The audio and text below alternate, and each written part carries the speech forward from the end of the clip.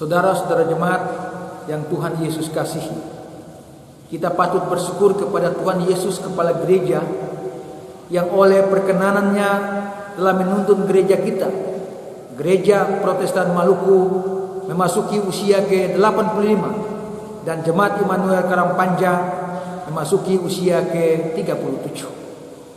Suatu karya Allah dalam gereja yang menyata telah memberi warna dalam gerak dan dinamika pelayanan, bahwa di tengah keadaan yang sulit sekalipun COVID-19, tangan Tuhan yang penuh kasih dan perlindungan itu tetap memberkati, melindungi, dan menyertai hidup kita. Bapak Ibu, saudara-saudara kekasih, dalam suasana sukacita ini, karena kita telah menikmati setahun usia pertambahan bagi gereja kita, yang oleh Jemaat Immanuel Karangpanjang akan dirayakan dalam ibadah syukur jam 6 sore dalam suasana sederhana, tetapi sesungguhnya syarat makna dalam suasana keakraban keluarga sebagai orang bersaudara di dalam Kristus.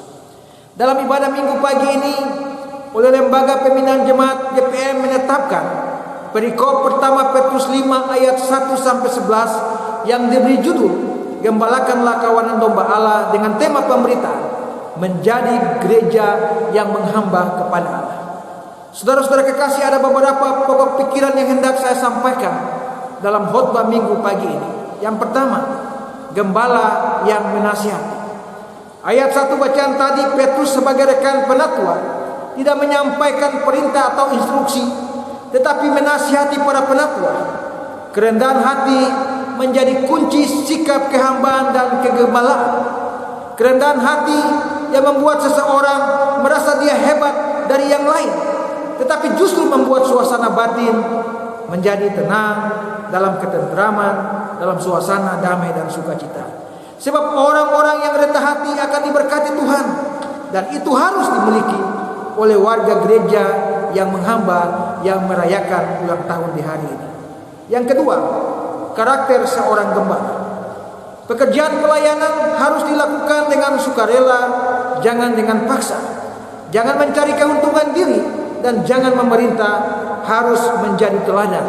Ayat 2-5 bacaan tadi. Jadi dalam pengabdian untuk membangun hidup bersama, dibutuhkan orang-orang yang dengan sukacita dan kerelaan melakukan tugas pengabdian. Karena sikap orang akan menerima mahkota kemuliaan yang tidak pernah lain dan dari Gembala Agung segala domba Tuhan Yesus Kristus. Kalau orang melakukannya, menerimanya dengan sukacita. Orang-orang muda juga dinasihati supaya tunduk dan menghormati orang tua, karena itu sikap etik Kristiani yang mesti dijaga dan dipelihara. Hal yang ketiga, saudara-saudara, sikap yang mesti dijaga dan dipelihara. Ayat 6 dan sampai 11 memberi ketegasan tentang sikap yang mesti dijaga dan dipelihara oleh pelayan, bahkan seorang percaya. Antara lain, rendahkanlah dirimu seorang dengan yang lain. Serahkanlah segala kekhawatiranmu kepada Tuhan, sebab Ia yang akan memelihara kamu. Sadar dan berjaga-jagalah, lawanmu adalah iblis, seperti singa yang siap mengaum, menerkam setiap waktu. Karena itu lawanlah dengan iman yang teguh kepada Tuhan. Nah, Bapak Ibu, saudara-saudara jemaat kekasih, dari 3 pikiran pokok di atas, maka pesan firman Tuhan yang hendak disampaikan dalam ibadah minggu pagi ini adalah: yang pertama, teruslah bersyukur untuk segala yang kita nikmati sampai hari ini dan hari esok, karena Allah Tuhan kita Yesus Kristus, Kepala Gereja, akan tetap menjaga dan merahmati kita dengan kasih-Nya.